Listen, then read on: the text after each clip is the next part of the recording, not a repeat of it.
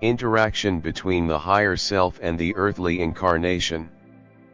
Questions often arise as to how the higher self interacts with the earthly incarnation, for example, why the higher self cannot directly influence material reality, or whether earthly incarnation distracts the higher self from other more important matters, and so on.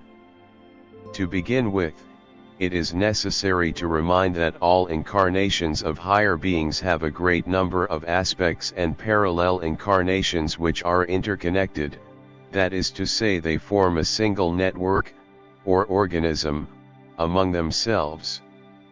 In this network, the vertical connection is obligatory.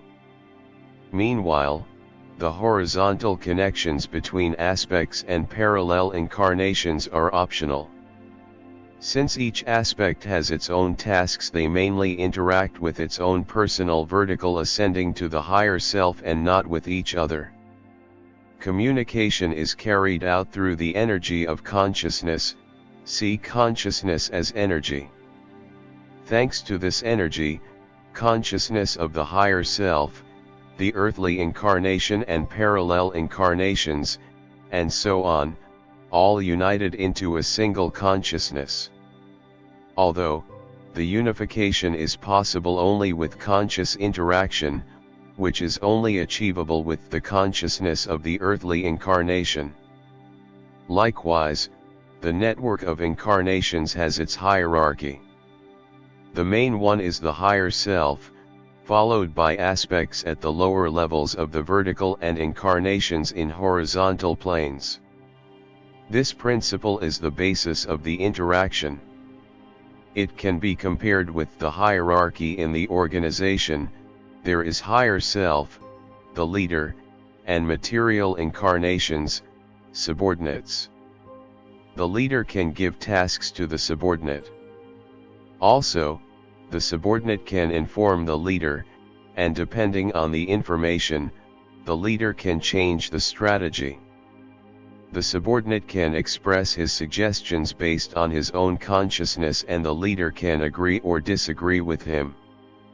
If the higher self agrees, it allocates material and human resources for the implementation of the proposal.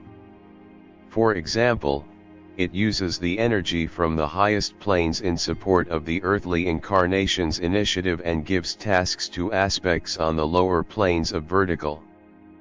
If the initiative is not supported by the higher self and is considered erroneous, it will not have energy support from above. Ideally, the vertical should be integral and the higher self and the material incarnation united by the energy of consciousness. In this case, there is no separation.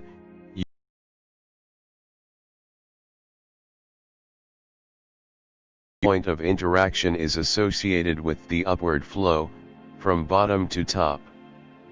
Higher self conducts energy and unfolds its activities from top to bottom, downward flow. Material incarnations fulfill the will of the higher self, executing it on their planes and return energy upward, along the ascending stream, to the higher self. This way the task is completed, the causal relationship is complete and the energy circulation is in harmony. However, with the unconsciousness of the material incarnation, it is much more difficult for the higher self to realize its tasks because the upward flow's support is sorely lacking. Thereby, some of the higher self's intentions may be executed very slowly or not executed at all. That is why technogenic extraterrestrial civilizations, EC, have created various blockages and traps on Earth, in which energy from above falls but does not return. For the same reason, they try hard so that on Earth, at the central point of the physical plane, incarnations from higher planes remain unconscious. The upward flow from the Earth and earthly incarnations play a significant role in global scale scenarios that affect all the planes of the matter.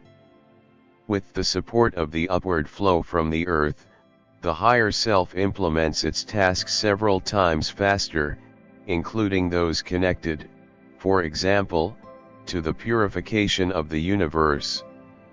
Therefore, a lot depends on one's consciousness and conscious practice. Translated by Valeria Markova.